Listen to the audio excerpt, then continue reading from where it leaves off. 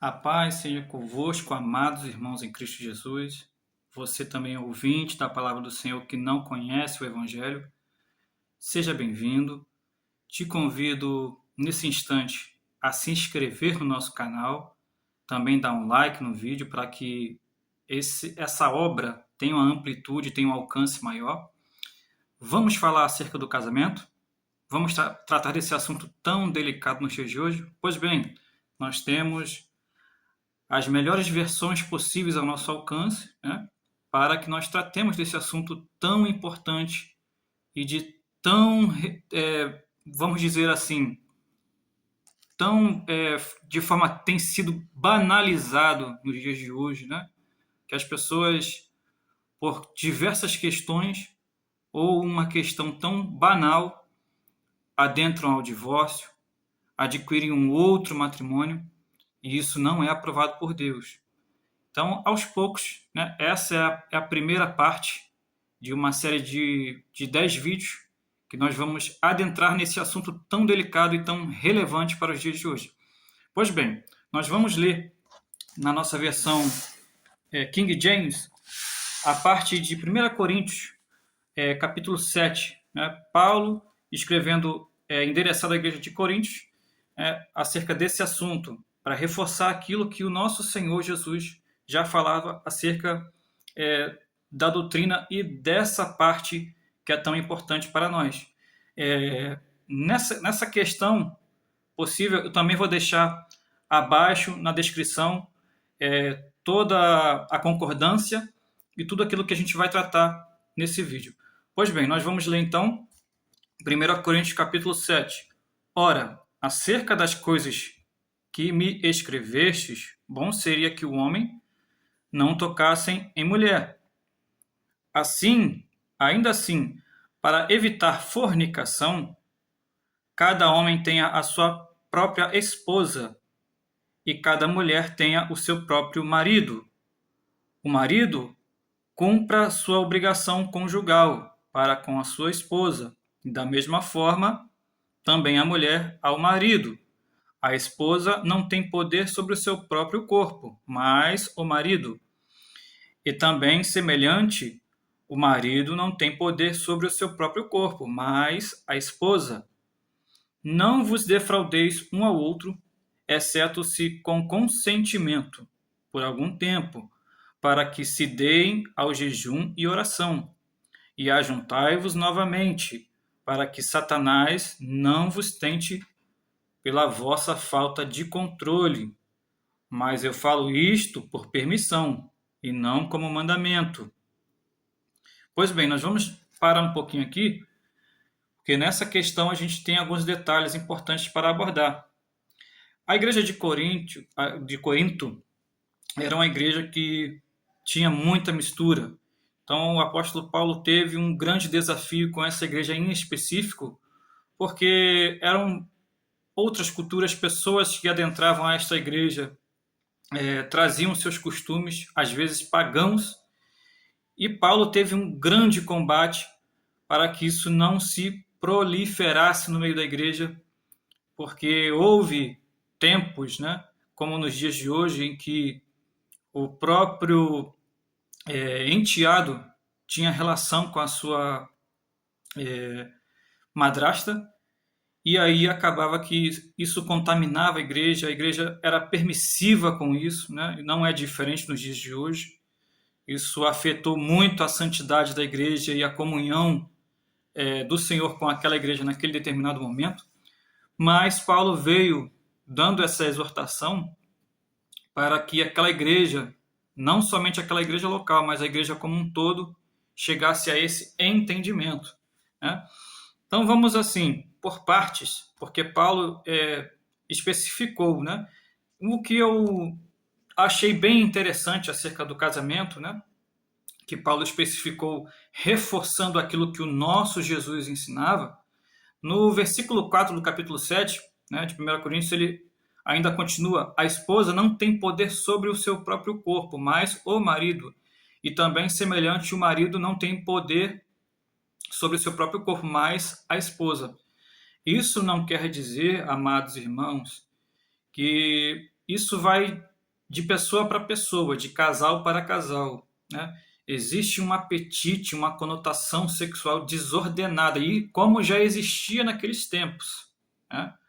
Porém, como nós vemos nos dias de hoje, né, as pessoas não podem achar que são dois corpos distintos.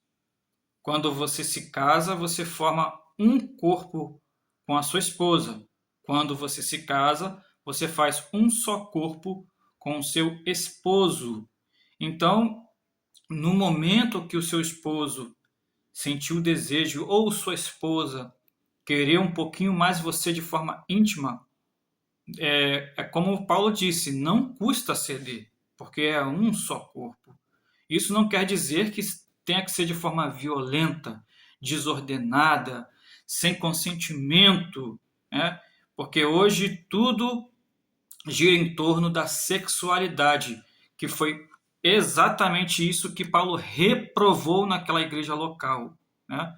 E mais adiante, no capítulo 5, vemos uma questão muito também delicada, né? Vamos repetir esse versículo 5 do capítulo 7.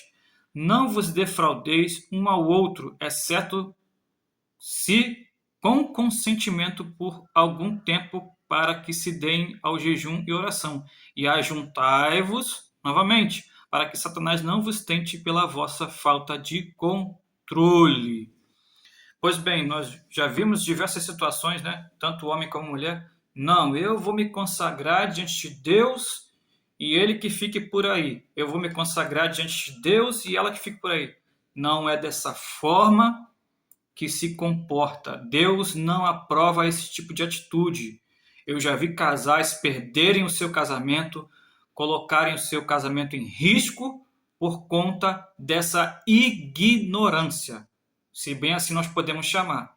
E mais adiante, né, Paulo reforçou, olha, mas eu falo isso como por permissão de Deus para falar para vocês, e não como mandamento, ou seja, ele não criou uma coisa nova, ele só reforçou aquilo que Jesus já falava desde o princípio. Porque Jesus, nós vamos chegar em outros vídeos a falar sobre essa questão, Jesus, ele jamais aprovou o divórcio. Deus odeia o divórcio. Sobre qualquer circunstância, Deus não aprova. Ah, mas meu esposo, ele é assim. Ah, minha esposa, ela não cozinha bem. Não é desculpa para separação, para divórcio. Isso não é desculpa. Ainda que houvesse o adultério, existe o perdão. A gente sabe que é muito difícil se perdoar uma traição, uma infidelidade conjugal. Mas Deus, ainda assim, tem poder para restaurar. Diga-se de passagem, irmãos, que eu tenho na minha família, os meus pais viveram um momento muito difícil. Eu vou contar uma parte bem pessoal de minha vida. Eu ainda tinha os meus 4 para 5 anos, mais ou menos, e aparentemente nós éramos uma família feliz, né? Tínhamos tudo para ser feliz. Meu pai tinha um bom emprego, minha mãe também trabalhava, tínhamos babá, eu e minha irmã, né? E só que, em um determinado momento, Deus precisou intervir na situação da minha casa, porque do jeito que estava não dava. E mamãe, entre diversas coisas, né, por processos que ela atravessou, né, papai tinha amante, era um bom pai, um bom marido aos olhos dele, minha mãe sabia das puladas de cerca, vamos falar nesse termo assim para os irmãos compreenderem. Mamãe sabia quem era amante, e ela foi muito sábia. Ela não se chegou ao Senhor por conta disso, mas ela, cansada de toda aquela situação, né? Houve naquele tempo, né, nos anos 90, uma empregada doméstica, que também era nossa babá na época, uma irmã, uma serva de Deus, uma irmã direcionada pelo Espírito Santo, não tinha aquela letra, não tinha aquele aparato teológico, mas tinha Deus na vida dela. E essa irmã levou a minha mãe, foi um canal para a minha mãe, para nós todos, depois nós compreendemos isso, para que conhecêssemos o Senhor, que era o que faltava em nossa família. Então, mamãe toda quarta-feira, né, depois eu estou adiantando para não se tornar uma coisa muito extensa, Mamãe, toda quarta-feira, ela ia aos cultos, né? Uma igrejinha muito humilde, né? Que não tinha placa, não tinha denominação, mas que tinha Deus habitando naquele lugar, através daqueles irmãos tão humildes, tão simples, uma época de ouro de nossas vidas, né? Eu sinto saudade desses tempos porque hoje nós vemos que as coisas estão bem diferentes. Porém, mamãe, ela continuou, né, com essa pegada de não desistir. Minha mamãe tinha um emprego, tínhamos uma casa própria, né? Nos dias de hoje, qualquer mulher que a gente visse nessa mesma situação, na mesma hora divorciaria, não queria mais nada, pediria a casa e meu pai ficaria com as. Mas não, mamãe resolveu a parte melhor, porém a mais difícil, que foi lutar por nossa casa. E mamãe, em um determinado momento, né? Hoje é uma missionária de Deus, uma mulher conselheira, uma mulher separada por Deus. Em um determinado momento, né, ouviu a voz do Senhor falar com ela, né, e questão de meses o Senhor visitou a nossa casa. Em outra ocasião eu vou detalhar esse testemunho para os irmãos. Pois bem, então não há mal que dure para sempre. Se hoje o seu casamento está desajustado, a sua casa está à beira de cair, você perdeu a esperança, saiba que o Senhor é o Deus do impossível, ele tem poder para intervir na sua causa. Nada, nem ninguém pode determinar algo negativo em sua vida se você não der essa legalidade. Portanto, eu profetizo hoje sobre a sua casa a restauração, a cura e o milagre que só Cristo tem para realizar. Amém? Porquanto nós vamos continuar nesta pegada, desta interpretação desse texto tão maravilhoso, né, que Paulo reforçou para nós, né? E mais adiante um pouco, né, no versículo 7 ele falou, porque eu gostaria que todos fossem como eu. Acredita-se que Paulo era um homem separado, não tinha casamento, mas cada um tem o seu próprio dom de Deus, ou seja, olha, eu vivo dessa forma, mas isso não tem que ficar sobre vocês. Isso sou eu, Paulo. Eu, Paulo, somente ele. Ele não estava impondo esta regra de celibato, de ficar solteiro. Porém, nós vamos adiante. Então ele falou, olha, mas cada homem tem o seu próprio dom de Deus. Um de uma maneira e outro de outra. Reforçando, né? No versículo 8, eu digo, portanto, os solteiros e as viúvas, que lhes é bom se permanecerem como eu, né? É apenas uma recomendação, não é algo que tem que ser levado de forma expressiva à risca, né?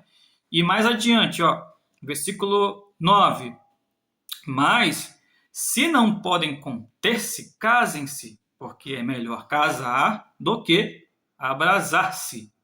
E aos casados ordeno, não eu, mas o Senhor, que a mulher não se aparte do seu marido, mas se apartar, que ela permaneça, olha o detalhe, que ela permaneça solteira, ou que se reconcilie com o seu marido, e o marido não deixe a sua esposa.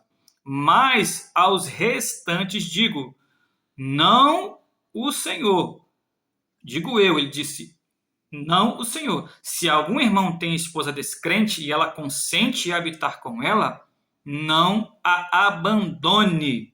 E a mulher que tem marido descrente e ele consente em habitar com ela, não o abandone. Porque o marido descrente é santificado pela esposa e a esposa descrente é santificada pelo marido. Do contrário, os vossos filhos seriam impuros, mas agora são santos. Olha só o detalhe. É por isso, irmãos, que tem pessoas que chegam a esse ponto, né? Ah, mas eu ouvi a profecia assim, assim, irmão, porque eu casei com minha esposa ou com meu esposo e ele era da macumba, e ele era do candomblé, ou ele era espírita, ou ele era católico, ou ele era adventista, ou ele era assembleano e eu era de outra. Irmãos, isso não é desculpa. Consinta estar com ele. A palavra está bem clara. Você, de maneira alguma, pode abandonar o seu esposo. Ah, mas como é que eu vou fazer? Ore para que o Senhor mude o quadro da situação. Veja bem, irmãos, eu não estou atacando religião aqui, não. Tá? Todo casamento provém de Deus.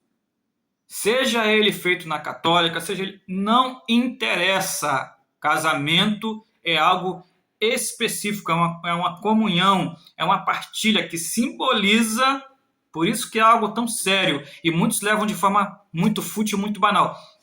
É algo que simboliza o comprometimento de Cristo e a igreja com Cristo.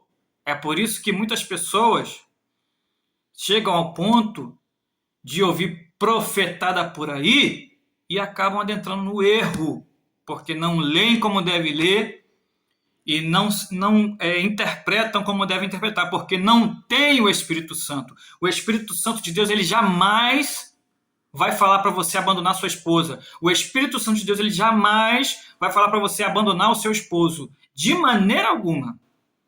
Paulo foi bem expressivo em 1 Coríntios e falou de forma muito categórica. Não tem desculpa, não tem nada que possa revogar o que está escrito.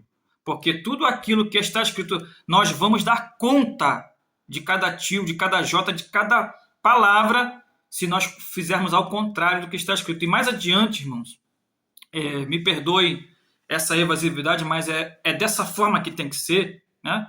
Me perdoe os teólogos, pastores, mas é desse jeito que nós acreditamos. É dessa visão que nós compartilhamos. Ah, evangelista, mas não importa. Eu tive o milagre na minha família.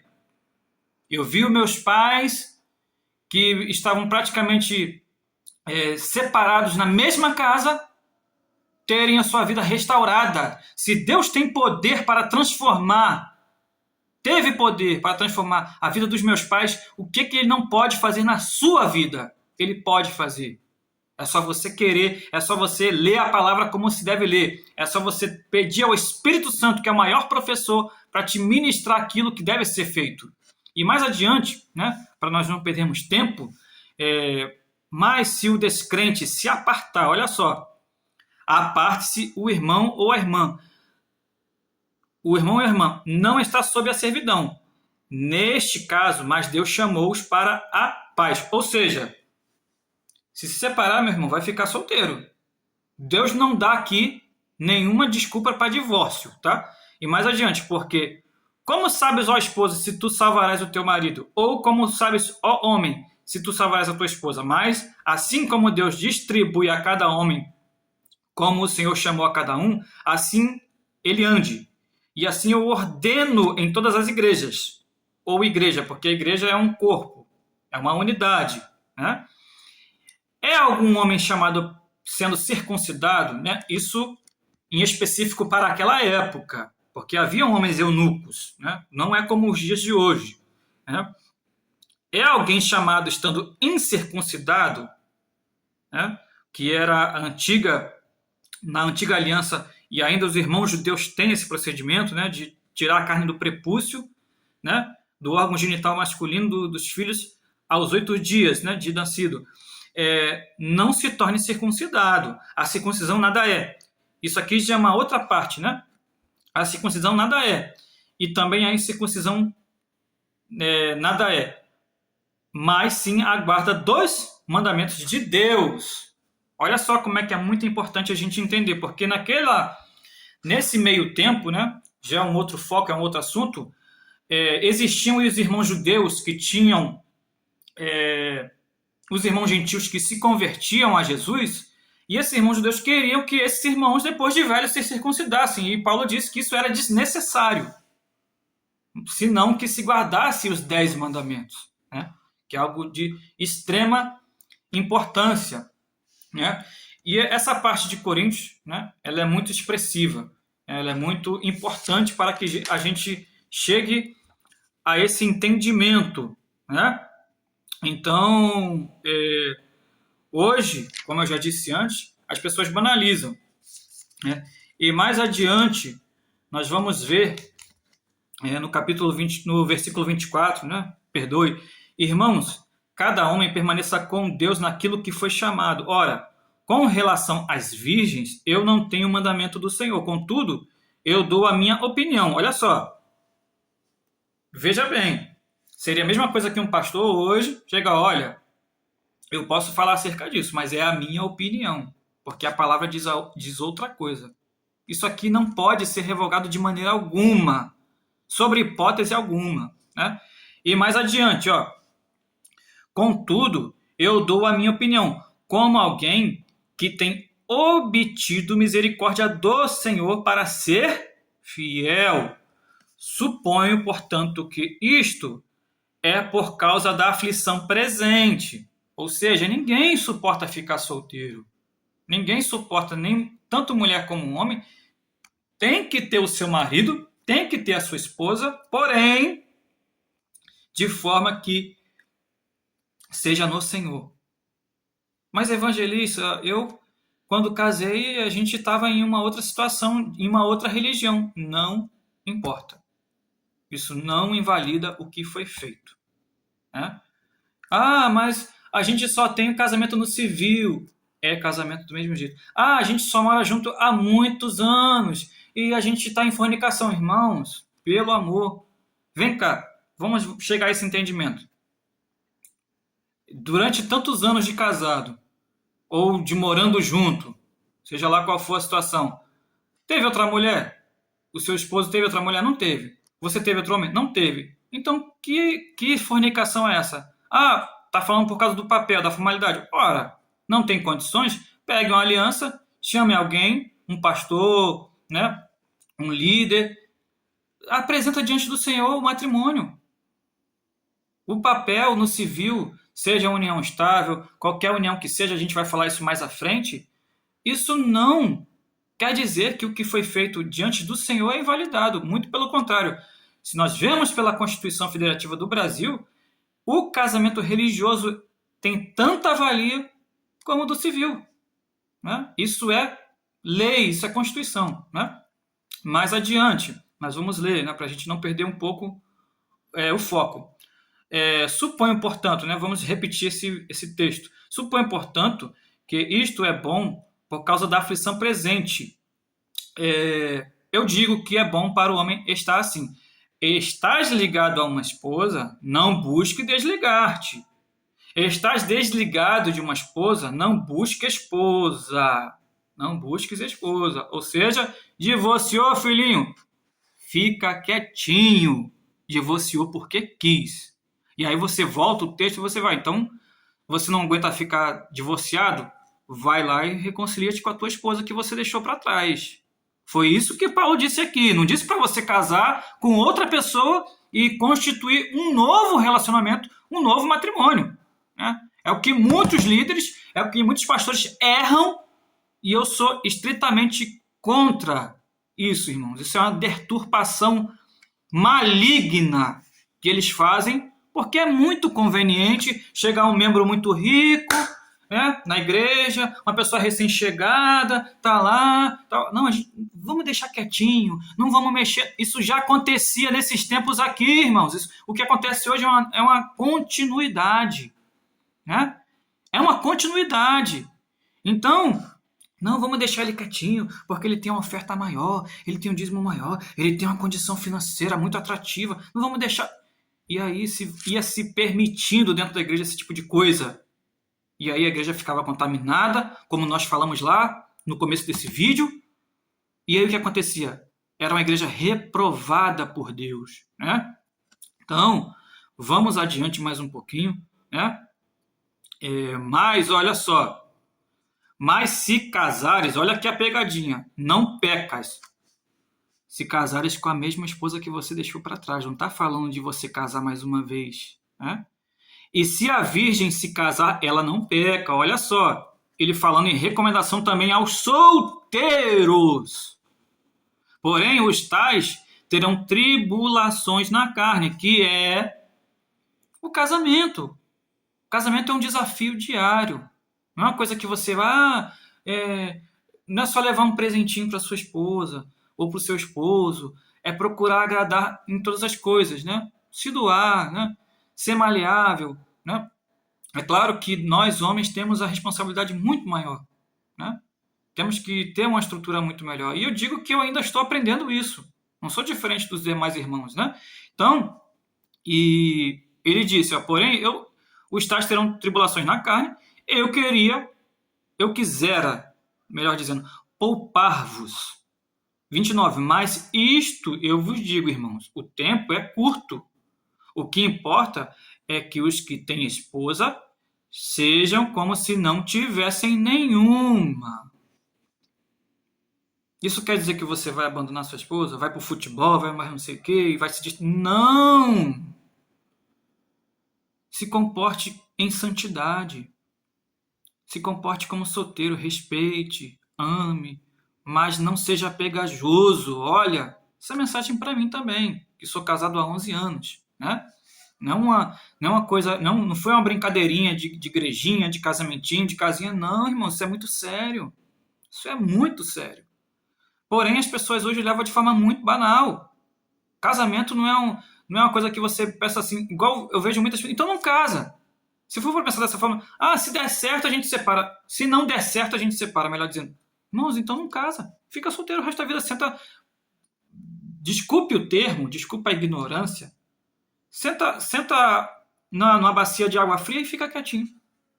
Porque se for pensar assim, você vai deturpar a palavra por conta da ignorância, não vai suportar as tribulações, os vitupérios que o casamento exige de você, porque isso é palavra para os solteiros também, né? Então, irmãos, que Deus em Cristo possa te esclarecer mais, porque o Senhor não dá nenhum respaldo bíblico, né? Você vê do começo, quando a gente vai chegar numa outra...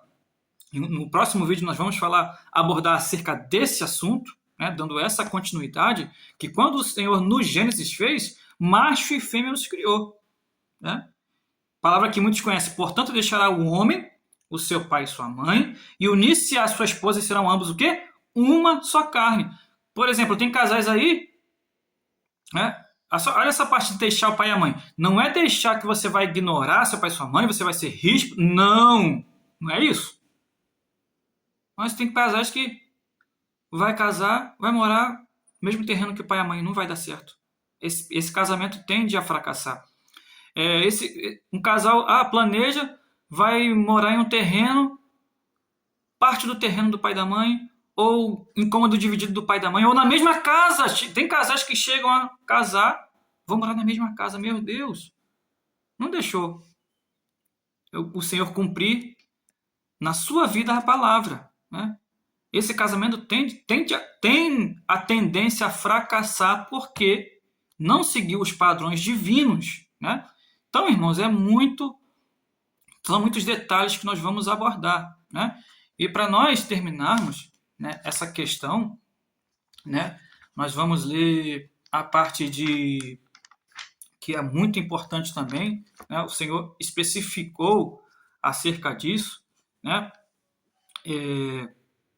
E deu essa exemplificação. Nós vamos falar isso mais adiante, eu sempre repito, né? Porque Jesus ele não veio invalidar ou violar ou abolir, né? Tem gente que chega a ignorar se cumpriu em Jesus, agora vamos seguir no tempo da graça. Olha, tempo da graça não é pretexto para você fazer o que você quer. Porquanto a palavra do Senhor em Mateus capítulo 5, a partir do versículo, né, 17, é bem específico quando fala disso. Olha, não penseis que eu vim destruir a lei ou os profetas. Eu não vim para destruir, mas para cumprir. Tem gente que fala, tudo foi cumprido em Jesus, agora não é assim. Ele é Deus, ele é Senhor, e ele exige de nós fidelidade e retidão. Porque, versículo 18, porque na verdade eu vos digo, até que se passem o céu e a terra, um jota ou um traço de letra não passará da lei, até que tudo seja cumprido. Deus vos abençoe, Deus em Cristo possa te esclarecer muito mais, né? Esteja solícito que Deus tem esse poder de transformar a sua vida, Receba hoje essa palavra profética em nome do Senhor Jesus.